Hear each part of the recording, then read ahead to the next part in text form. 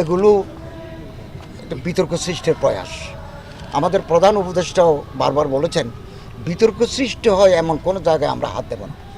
আমরা হলাম interim government, অন্তর্বর্তীকালীন সরকার। আমাদের দায়িত্ব হচ্ছে ল অ্যান্ড অর্ডার সিচুয়েশনকে রেস্টোর করা, পলিটিক্যাল স্টেবিলিটি এনশিওর করা। আমাদের ইকোনমি আপনারা জানেন 2.2 বিলিয়ন ডলার আমাদের ফরেন এক্সচেঞ্জ এসেছে, আরও আসতেছে।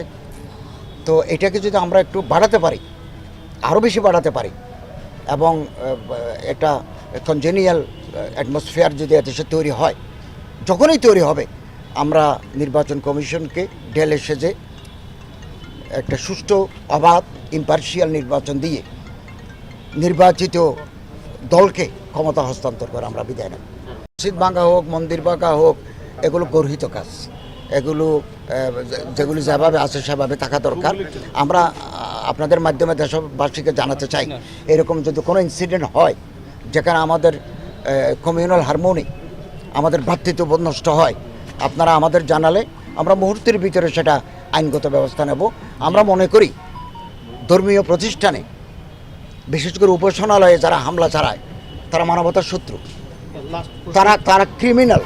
আমরা ক্রিমিনালদের ধরে আইনের আওতায় আনার জন্য ব্যবস্থা নিচ্ছি। আপনারা জেনে খুশি হবেন, আমরা আইনশৃঙ্খলা রক্ষাকারী কর্তৃপক্ষ